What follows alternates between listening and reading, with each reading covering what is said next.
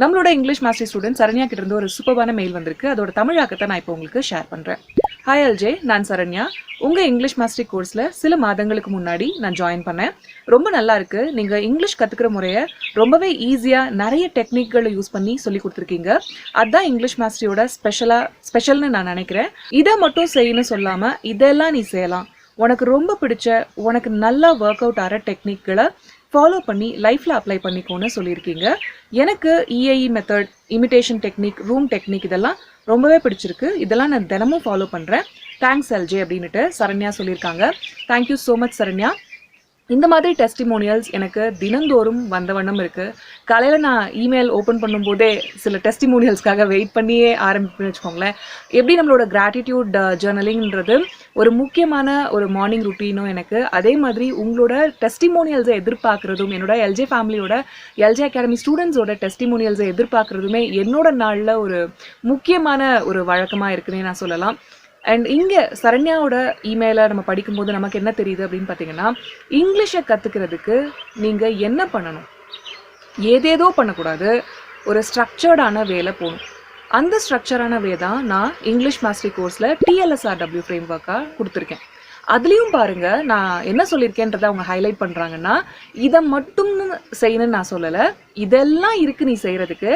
ஆனால் உனக்கு இதில் எது ஒர்க் அவுட் ஆகுதோ, இந்த ஒர்க் அவுட் ஆகுறது தான் இங்கே கீவேர்டு, ஓகேவா? உனக்கு எது ஒர்க் அவுட் ஆகுதோ அதை அதிக அளவுக்கு செய்து நீங்கள் சொல்லியிருக்கீங்க. அதுதான் என்னோட லைஃப்பில் நான் டெய்லி அப்ளை பண்ணிட்டு இருக்கேன். என்னோட இங்கிலீஷ் இம்ப்ரூவ்மெண்ட் அதிகமாக இருக்குது அப்படின்ட்டு சரண்யா சொல்கிறாங்க. இவங்களோட இமெயில் எனக்கு அனுப்பியிருக்காங்க இல்லையா, ஆத்மார்த்தமா, கைண்ட் அண்ட் ஜெனரஸ் வேர்ட்ஸோட. இது பர்ஃபெக்டாக இருக்கா அப்படின்னு கேட்டிங்கன்னா கண்டிப்பாக கிடையாது. இதில் அவங்களுக்கு இன்னும் நிறைய முன்னேற்றங்கள் தேவை அப்படின்றது நமக்கு தெரியுது.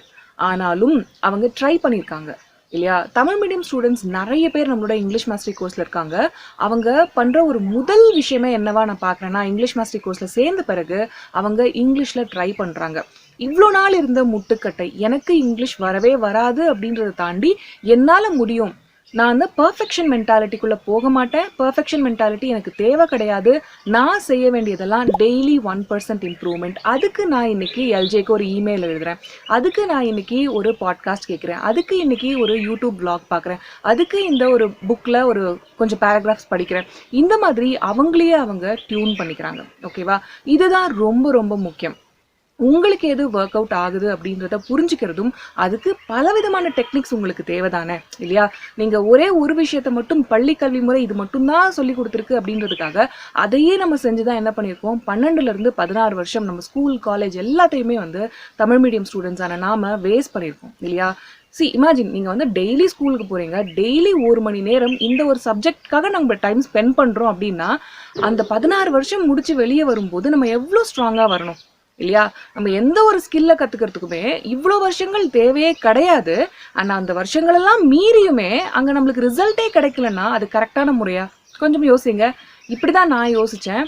ஸோ ஸ்கூல் கொடுக்குற மெத்தட்ஸ் எல்லாத்தையுமே நான் களைஞ்சிட்டு எனக்குன்னு நிறைய டெக்னிக்களை உருவாக்கிக்கிட்டேன். நான் ஆயிரக்கணக்கான டெக்னிக்ஸை ட்ரை பண்ணேன். அதில் எனக்கு சூப்பராக ஒர்க் அவுட் ஆகிற பெஸ்ட் டெக்னிக்ஸ் தான் நான் இங்கிலீஷ் மாஸ்டரியில் அந்த 50 டிஃப்ரெண்ட் டெக்னிக்ஸ், திங்கிங்க்கு, லிஸ்னிங்க்கு, ஸ்பீக்கிங்க்கு, ரீடிங்க்கு, ரைட்டிங்க்கு அண்ட் உங்களோட வொக்காபுலரி டெவலப்மெண்ட்டுக்கு தனி மாடியூல்ஸ் தான் நீங்கள் பார்க்க முடியும், ஓகேவா? இங்கிலீஷ் மாஸ்டரி ஸ்டூடெண்ட்ஸ்க்கு நான் சொல்கிற ஒரு முக்கியமான அறிவுரை என்னென்னா, சரண்யாவோட வேவை தான் நீங்கள் ஃபாலோ பண்ணணும். நான் உங்களுக்கு உங்களோட திங்கிங் பவர்ஸை, உங்களோட லிஸ்னிங் பவர்ஸை, உங்களோட ஸ்பீக்கிங் ஸ்கில்ஸை இம்ப்ரூவ் பண்ணுறதுக்கு நிறைய டெக்னிக்ஸ் கொடுத்துருப்பேன். அது எல்லாத்தையும் கேளுங்க, அது எல்லாத்தையும் நோட்ஸ் எடுங்க, அது எல்லாத்தையும் 1-2 நாள் ட்ரை பண்ணி பாருங்கள். சிலது உங்களுக்கு இன்ட்யூட்டிவாக ஃபீல் ஆகும், சிலது நீங்கள் ரசிப்பீங்க, ரசித்து செய்வீங்க, சிலது உங்களுக்கு ரொம்ப ரொம்ப பிடிக்கும் அந்த டெக்னிக்ஸ். அதை தொடர்ந்து செய்ய ஆரம்பிங்க, அதை அதிக அளவுக்கு செய்யுங்க. நான் எப்பவுமே உங்களை இதுதான் கரெக்டான வே அப்படின்ட்டு கொண்டு போக மாட்டேன். இது கரெக்டான வே, எனக்கு ஒர்க் அவுட் ஆன வே, அதனால நான் உங்களுக்கு நிறைய எக்ஸசைசஸ் கொடுக்குறேன். இதில் எது பெஸ்ட்டாக சூட் ஆகுதோ அதில் ஒன்று நீங்கள் பர்ஃபெக்டாக செஞ்சீங்கன்னு கூட அந்த ப்ரூஸ்லியோட கோட் கூட எக்ஸாம்பிளாக நான் கொடுத்துருப்பேன் தெரியுமா? ஒரே ஒரு விஷயத்த நம்ம 10,000 தடவை செய்யும்போது, உங்களுக்கு பிடிச்ச டெக்னிக் அந்த 10,000 தடவை ஃபாலோ பண்ணும்போது நீங்கள் அதிக அளவுக்கு ரிசல்ட்ஸ் பார்ப்பீங்க. இங்கே கன்சிஸ்டன்சி தான் ரொம்ப முக்கியம். கன்சிஸ்டன்ட் ப்ராக்டிஸ், அந்த டெய்லி 1% இம்ப்ரூவ்மெண்ட், ஓகேவா? எக்ஸாக்டாலாம் அதை குவான்டிஃபை பண்ண முடியாது. டெய்லி இந்த ஒரு பர்சன்டேஜ் இம்ப்ரூவ்மெண்ட்டை நான் எப்படி கால்குலேட் பண்ணுறது அப்படின்ட்டு, அது நம்மளோட மைண்டுக்கு நம்ம கொடுத்துக்கிற ஒரு வரையறை. நான் 1/2 மணி நேரம் டெய்லி ப்ராக்டிஸ் பண்ணுவேன் அப்படின்ட்டு எனக்குன்னு ஒரு ஸ்கெட்யூல் கொடுத்துருக்கேன். என்னோட ருட்டீனில் அது இருக்கணும். அது இருந்துதான் நான் வந்து 1% இம்ப்ரூவ்மெண்ட் இன்னைக்கு ஆயிருக்கேன் அப்படின்ட்டு நம்மளோட மனசுக்கு அந்த இங்கிலீஷ் இம்ப்ரூவ்மெண்ட்டை ஹேபிட்டாக மாற்றுறதுக்கு நம்ம கொடுத்துக்கிற வரையறை. ஓகேவா? ஸோ உங்களோட ப்ராக்டிஸை கன்சிஸ்டண்ட்டாக வைங்க. உங்களுக்கு பிடிச்ச டெக்னிக் என்னோடத ஒன்று எடுத்து அதை வந்து தொடர்ந்து செய்யுங்க. உங்களுக்கு பிடிச்ச டெக்னிக் அப்படின்னு சொல்லும்போது உங்களுக்கு அதில் இமீடியட் ரிசல்ட் வரல அப்படின்னா கூட உங்களுக்கு மனசு அதில் இருக்கா? ஏன்னா நீங்கள் எதை வந்து ரொம்ப இஷ்டப்பட்டு செய்கிறீங்களோ அதை நீண்ட நாளைக்கு செய்வீங்க. அதை நீங்கள் நீண்ட நாளைக்கு செய்யும்போது கண்டிப்பாக அதில் உங்களுக்கு ரிசல்ட் வராமல் இருக்கவே இருக்காது. ஓகேவா? ஸோ நீங்கள் செய்ய வேண்டியதெல்லாம் வந்து உங்களுக்கு இஷ்டப்பட்ட ஒரு டெக்னிக்கை இங்கிலீஷ் மாஸ்டர்லேருந்து எடுக்கிறீங்க அப்படின்னா அதை தொடர்ந்து செய்யுங்க. அதை ஒரு லைஃப் லாங் ப்ராக்டிஸாக எடுத்துகிட்டு போயிடுங்க. அது உங்களோட மார்னிங் ருட்டீன் இல்லை ஈவினிங் ருட்டீன் எப்போ உங்களுக்குன்னு அந்த ஸ்டடி கோல்ஸ் வச்சுருக்கீங்களோ இல்லை த்ரூ அவுட் த டே என்னோட ஃபுல் டேவும் நான் வந்து இங்கிலீஷ் என்விரான்மெண்ட்டாக மாற்றிக்கிறேன் அப்படின்ட்டு நீங்கள் பிளான் பண்ணியிருக்கீங்கன்னா என்னோட ஒரு எக்ஸசைஸ் அது இல்லையா இங்கிலீஷ் மாஸ்டரில் அதை எப்படி பண்ணணும்னு நான் சொல்லி கொடுத்துருக்கேன். அந்த மாதிரிலாம் நீங்கள் க்ரியேட் பண்ணிக்கிட்டே போயிட்டே இருக்கலாம். ஓகே. ஸோ சரண்யா பண்ணுறது வந்து இங்கே ஒரு பெஸ்ட் விஷயம். அவங்க நிறைய விஷயங்கள் கரெக்டாக பண்ணிட்டு இருக்காங்க. இந்த ஒரு இமெயில் வந்து எனக்கான ஒரு டெஸ்டிமோனியல் அப்படின்றதையும் தாண்டி அவங்க மனசில் இருக்க தங்கு தடையெல்லாம் உடைச்சு அவங்க அடுத்தடுத்த ஸ்டெப்ஸுக்கு இம்ப்ரூவ் ஆகிறதுக்கு அவங்க ஒரு கான்ஃபிடென்ட்டாக இமெயில் அனுப்புறதுக்கு அவங்களோட தாட்ஸை ப்ராப்பராக கம்யூனிகேட் பண்ணுறாங்க. அதை ஸ்ட்ரக்சர்டாக எனக்கு அனுப்பியிருக்காங்க. இது எனக்கு பிடிச்சிருந்தது, இதெல்லாம் நான் ட்ரை பண்ணுறேன், இந்த மாதிரி நீங்கள் கொடுத்துருக்கீங்க, இதில் இது அட்வான்டேஜஸாக நான் ஃபீல் பண்ணுறேன் அப்படின்ட்டு அவங்க பியூட்டிஃபுல்லாக அவங்களோட இமெயிலை வந்து ரொம்ப ஷார்ட் ஸ்வீட்டாக கொடுத்துருந்தாலுமே அதை அவங்க ரொம்ப ஸ்ட்ரக்சர்டாக அவங்க அனுப்பியிருக்காங்க. இது ரொம்ப ரொம்ப முக்கியம்.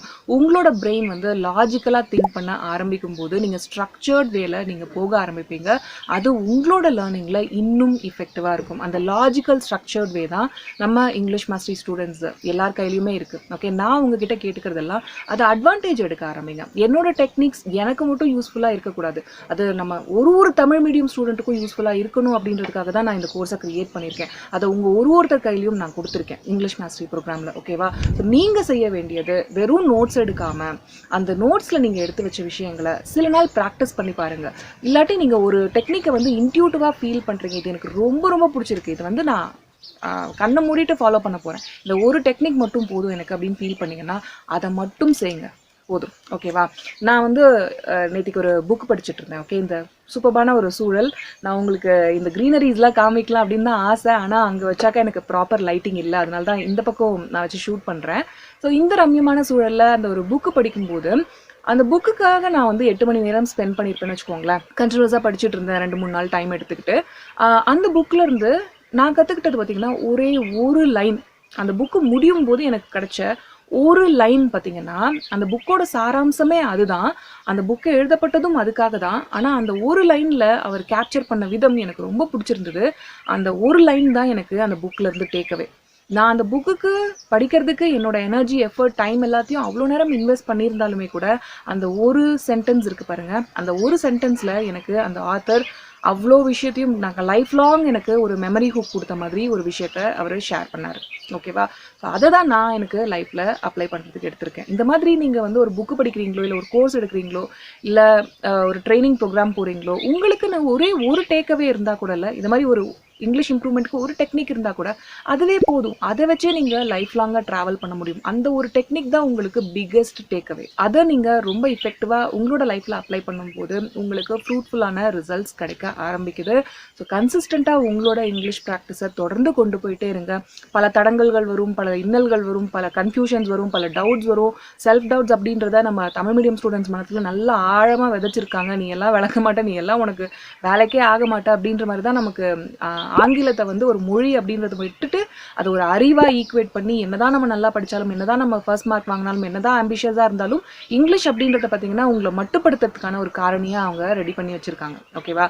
ஸோ அதெல்லாம் நம்ம மீறி நம்ம ஜெயிக்கணும் அப்படின்னா நம்ம வந்து ஒரு ஸ்ட்ரக்சர்ட் ஃப்ரேம் ஒர்க் மூலமாக நம்மளை எக்யூப் பண்ணிக்க முடியும். அதை தான் நான் இங்கிலீஷ் மாஸ்டரில் கொடுத்துருக்கேன். நீங்கள் ஒரு தமிழ் மீடியம் ஸ்டூடெண்ட்டாக இருக்கீங்க அப்படின்னா உங்களுக்கு இங்கிலீஷ் இம்ப்ரூவ்மெண்ட் என்னோட வேலை தேவைப்படுது. A for apple, B for boy எல்லாம் நீங்கள் கற்றுக்கிட்டீங்க, 16 வருஷம் அதுக்கு தான் கொடுத்துருக்கீங்க.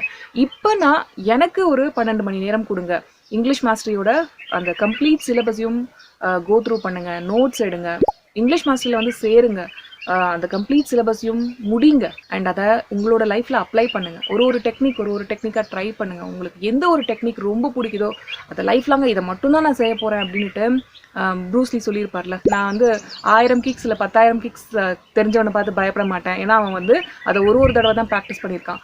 ஆனால் நான் பயப்படுறவன் யாராக இருப்பான்னா ஒரே ஒரு கிக்கை 1000 10,000 தடவை அவன் ப்ராக்டிஸ் பண்ணியிருக்கானா கண்டிப்பாக அவனை பார்த்து நான் பயப்படுவேன் அப்படின்னு இருப்பாரு.